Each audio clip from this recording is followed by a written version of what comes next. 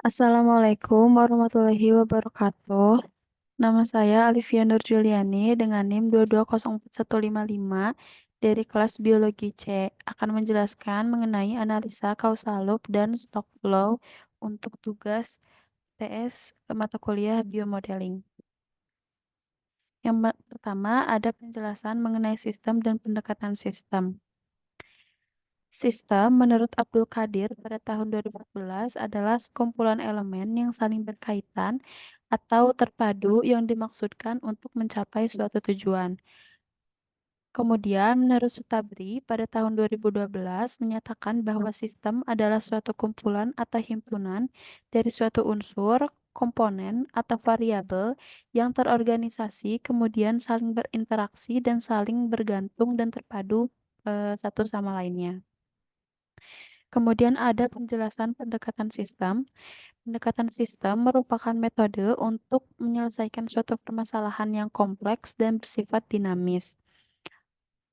Pendekatan sistem ini diperlukan untuk menghadapi suatu masalah yang kompleks sehingga diperlukan suatu analisa terhadap permasalahan untuk memahami hubungan satu bagian dengan bagian yang lain dalam masalah tersebut serta kaitannya antara masalah tersebut dengan masalah yang lainnya. Dalam kasus yang dikaji ada beberapa masalah. Permasalahan yang pertama, terjadinya banjir bandang di desa daerah pegunungan. Yang kedua, adanya area pegunungan yang mengalami penggundulan hutan sehingga air hujan tidak mengalami infiltrasi dan menjadi adanya air atau runoff. Yang ketiga, runoff menyebabkan peningkatan erosi dan volume air di punggung pegunungan rentan banjir bandang. Selanjutnya ada pendekatan sistem causal loop diagram. Di sini sudah dibuat sistem causal loop diagram yang mana dapat dilihat bahwa peningkatan resiko banjir bandang ini dapat dipengaruhi oleh peningkatan jumlah volume air larian atau runoff, tingkat erosi, dan juga tingkat penggundulan hutan. Di sini dapat terlihat bahwa peningkatan volume air larian atau runoff ini akan eh, menyebabkan peningkatan juga terhadap resiko banjir bandang.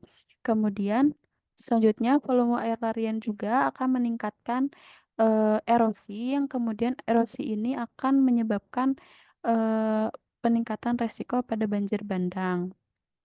Selain itu, peningkatan erosi juga akan menyebabkan eh, peningkatan kemiringan lahan.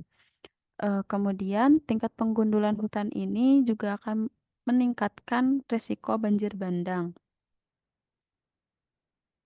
Kemudian di sini ada eh, diagram stock flow di mana tingkat banjir bandang ini terlihat dipengaruhi oleh teresap atau tidaknya air dari volume air tanah yang ada di eh, pegunungan tersebut. Nah, berdasarkan kajian tersebut dapat disimpulkan eh, terdapat beberapa upaya untuk menanggulangi terjadinya banjir bandang, diantaranya melakukan tebang pilih dan reboisasi, kemudian membuat daerah resapan air, membuat lebih banyak daerah tutupan vegetasi, dan meningkatkan kesadaran masyarakat. Assalamualaikum warahmatullahi wabarakatuh.